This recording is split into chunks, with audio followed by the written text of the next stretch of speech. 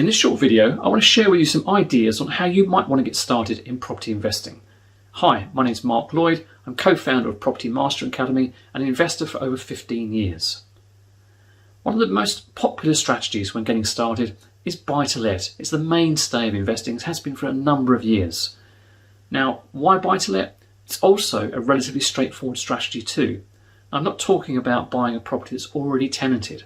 What ideally we're looking for is a property that's below market value, that we can add some value to it via refurbishment, let's say a new kitchen, new bathroom, and then renting out that property. We're also at that stage going to look to refinance. This is often referred to as the BRRR model. Sounds a bit of a mouthful, where you can actually buy, refurbish, rent, refinance. And the idea of that is to extract as much of your money as you possibly can out of that property on refinance to be able to go and do it again. So it's a very popular strategy and a very straightforward one when you're starting out. The benefits of it are that you can see the whole process all the way through, that will expand into larger projects as you expand your portfolio. The second strategy, very similar to the first, where we're perhaps maybe this time just looking to flip the property. Now what do I mean by that? Is buying and selling. But again, we're looking to buy a property ideally that's below market value, or something where we can add significant value. So in these instances, we're looking for properties that aren't really run down, tired, need a lot of work doing to them, because those are the ones where you can add the most value and make the most profit as well.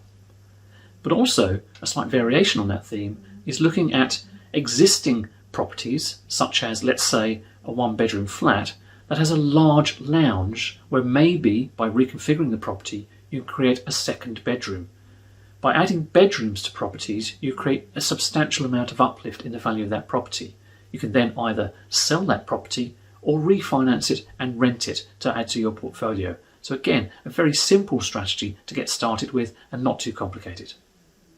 The next strategy, if you're looking to get involved in HMOs but don't want to expend the amount of capital input required to get a proper HMO up and running, then you might want to consider rent to rent. Rent to rent is a really simple strategy to learn, but not necessarily simple to implement. And it is something you will certainly need some kind of teaching on to learn how to do it properly. But rent to rent in its basic form for an HMO is renting the property from a landlord and then re-renting it back out by the room. Now that could already be an existing HMO, or it might be one that could potentially be converted, subject to certain consents, into an HMO, and you make a margin between the rent you're paying the landlord and the rent you're charging.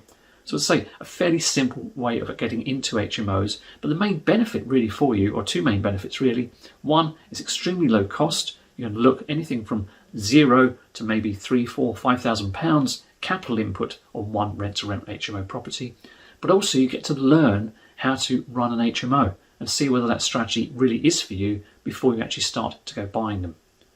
And my last tip for starting out in property is going to be deal sourcing. Deal sourcing is by far one of the most popular strategies available for those starting out in property, particularly if you have very little money, but also for those people that do have money. And let me explain why. When I first started, I had some money to invest, and that's exactly what I did. But I was sourcing at the same time, sourcing for myself primarily. But what I found was I was finding far too many deals I could cope with at the time. So I started to source those on to other investors. And in my very first year of investing, from sourcing alone, earned close to 6 figures. So it's a very good strategy, very good way of learning about other strategies as well, and increasing your exposure to the market, exposure to other investors who could benefit you much later on. So that's a few ideas on getting started in property investing. I hope you've enjoyed it. If you do, click the subscribe button below and also the notification bell so you get notified of other videos as they appear.